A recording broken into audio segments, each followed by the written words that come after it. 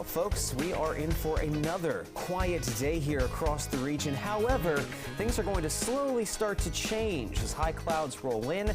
Could there also be a few showers out there by this evening? We'll have a check for you here in just a bit. On DC News Now at noon, gun violence on the rise in the district, where officers stand in their investigation and the impact on the community. And later, President Biden making a trip to Montgomery County. We'll break down his itinerary for his trip up the pike. A very good Thursday afternoon to you. Thanks so much for joining us for DC News Now at noon. I'm Randy Bass, and from our call today, we jump right into breaking news. A woman is being charged in the death of her boyfriend in Prince George's County. Prince George's County police say Udell Burno, on your screen now, ran 40-year-old Shamato Clark down with her car on Saturday along Floral Park Road in Brandywine. 38-year-old Burno has been charged with vehicular manslaughter and is being held without bond. It's a shame that people don't value other people's lives. Happening now, a community calling out for help. 3 people killed and 9 other lives changed forever after an extremely violent day in the district. In the last day or so, 12 people have been shot within DC's borders. Flashing lights and yellow tape stretched across DC streets, littered with bullets. Yesterday, officers combing through neighborhoods, searching for clues. In Northwest, not far from a school, 5 people were shot, 2 of them killed along O Street. Less than a mile away, 3 people hit by bullets along Quincy Place. Hours earlier, 2 people shot, 1 of them killed on Florida Avenue in Northeast. Those shootings span the district. In Northeast, at least 1 person shot at 14th Street and Saratoga Avenue. And in Southeast, another shooting victim along Douglas Place. Right now, DC police say several suspects are behind bars, while more are still on the run. Officers describing some of those shootings as drive-bys, and detectives say they may know who they're looking for. Take a look at your screen. This is the car DC police think was involved in the mass shooting along O Street yesterday afternoon. These are photos of the black 2020 Hyundai Santa Fe. That tag on the back is believed to be a Virginia temporary tag. Possible number there, 956515X. If you have seen this car or have any information about those shootings, you're asked to call police immediately. And the big questions this afternoon: what's driving the recent spike in violence in D.C., and what are police and local politicians doing to stop it? D.C. News Now's Lex Juarez has more from the scene along O Street with response from city leaders. Mayor Bowser has been virtually silent on the matter. We are still waiting to see if she's going to make herself available for us to talk to her today. But she did tweet out that she is going to be hosting a peace walk in Ward 8. That's going to be happening at 3 o'clock. Now, how bad is the crime in the city? Well, I looked up the latest police stats, and that data shows that violent crime as a whole is up 2%. And if you break that down, homicide is up 4% and robbery up 7%. Now, while the violence is widespread, police say that some of these shootings are happening in known problem areas. In the past, the mayor and police chief Conti have talked about the cycle of violence in the community. They've launched task forces, announced partnerships, and added city resources to certain neighborhoods. But still, we end up here with people dead and lives changed forever. The advisory neighborhood commissioner for this neighborhood specifically says that the approach has to change. We need to focus on housing, we need to focus on employment opportunity. All those things feed into the situation where we have people hanging out on the street, and their concept of survival is, I kill you before you kill me. Now, after this afternoon's peace walk, there will be people from the city set up to talk with neighbors and connect people with services and resources that can help people to get out of that cycle of violence. This peace walk that's going to be held today is the second in the city in about a week and a half. For now, in Washington, Lex Juarez, DC News Now. Developing now, 1 man is dead and another man is hurt after a shooting at a McDonald's in Prince George's County last night. You're looking at video of this scene showing the investigation along University Boulevard in Hyattsville.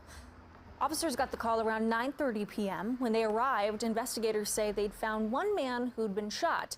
He died at the scene. Officers say a second man who was also shot walked into a nearby hospital. His condition is not known at this time.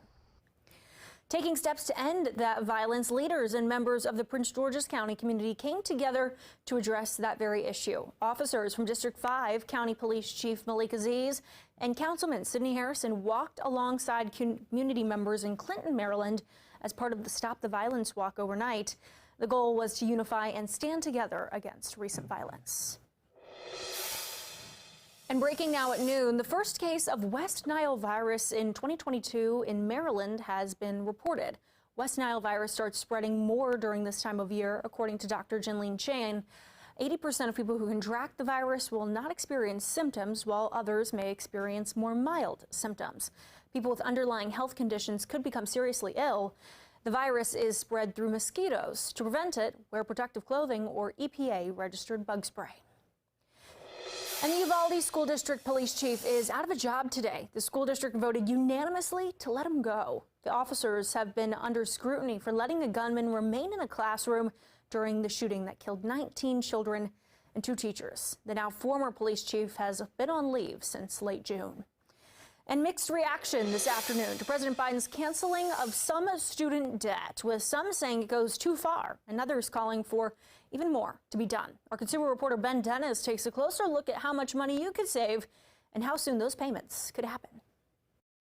Hey there, it's case specific. Not everybody who is eligible for canceled debt will see relief right away. The Biden administration says if your income is known to the U.S. Department of Education, thousands of dollars of your debt will be wiped immediately. But here's the catch. If the Department of Education does not know your income, you'll have to apply for relief in the coming weeks.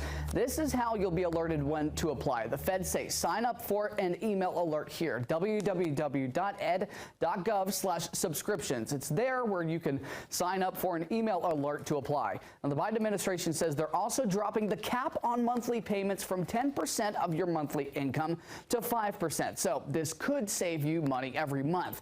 But while this change allows borrowers to pay less monthly come January, the 5% cap won't change how much you'll pay overall. So if you can pay more than required, you'll be on the way to get rid of your debt faster. You may also be asking, what about people who have consolidated their federal loans privately? What about people who paid off their federal loans already? Well, President Biden was asked that last question directly at the White House just after announcing the debt cancellation, but the president deflected. Take a listen. Mr. President, is this unfair to people who paid their student loans or chose not to take out loans? Is it fair to people who, in fact, do not own multi-billion-dollar businesses if she wants these guys to get them all a tax breaks? Is that fair? What do you think? And other news from the president. Loans will be forgiven for borrowers who have paid for over 10 years, but you must have less than $12,000 on your balance. Also, public service workers for federal, state, local, and tribal governments, as well as employees from nonprofits. They could have all their federal debt canceled. Paying for 10 years is also required there. And there's a Halloween deadline to apply for this. We're in the studio. Ben Dennis, DC News Now. Groups are crunching the numbers. Critics of Biden's plan say it could cost even more for taxpayers. That's because of the inclusion of up to $20,000 in forgiveness for Pell Grant borrowers and a 5% cap on repayment of undergraduate loans based on your monthly income. According to the National Taxpayers Union, a politically conservative organization, they estimate the total cost could be $329 billion over 10 years. That works out to a little more than $2,000 per American taxpayer. Republicans like Congresswoman Elise Stefanik sharply criticize that plan, saying it overlooks blue-collar workers. I represent a district where the vast majority of individuals do not have a college degree, and their taxpayer dollars are going to bail out the richest people.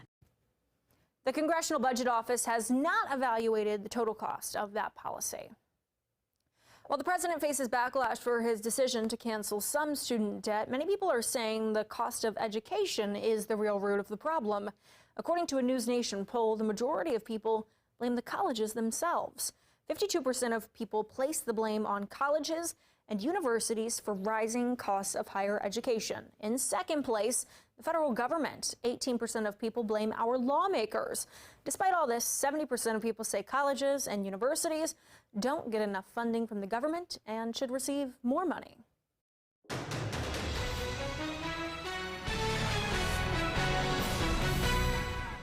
For your local election election headquarters covering President Biden's visit to Montgomery County. The president set to appear at Richard Montgomery High School in Rockville this afternoon, showing support for Maryland gubernatorial candidate Wes Moore. This is the first stop on Biden's Building a Better America tour. He is expected to promote recent accomplishments of the Democrats while also showing how they're different from congressional Republicans. His list of talking points: the Inflation Reduction Act, federal student loan forgiveness, and the steady decline in gas prices, which have dropped daily since mid-June. We'll have live coverage of that tonight at 5. And Biden is not the only politician looking to create excitement in Montgomery County. Republican gubernatorial candidate Dan Cox hosting his own press conference today in response to Biden's support of his opponent. The Trump-backed candidate also hosting his event in Rockville, just about a mile away from the president's rally. Checking in on a more local race this afternoon, Montgomery County Executive Mark Elrich is one step closer to keeping his seat in Rockville. After nearly 5 weeks of counting and recounting, Montgomery County election officials certified Elrich as the winner of the Democratic primary yesterday afternoon. After all was said and done, Elrich and his challenger, David Blair, were separated by just 32 votes. It's an extremely small margin in a county of more than 1 million people. Elrich will face Republican Reardon Sullivan in November's general election. I do feel pretty confident that I'll pull this off. But, we'll discuss partying and celebrating once somebody tells us we have something to party and celebrate for. 60% of the voters in the Democratic primary did not support Mark Elrich. What that means is that there's opportunity there for someone with a clear common sense message to maybe capture some of the Democratic voters. In a statement to DC News Now, David Blair said he called Mark Elrich to congratulate him and to wish him well in November and beyond.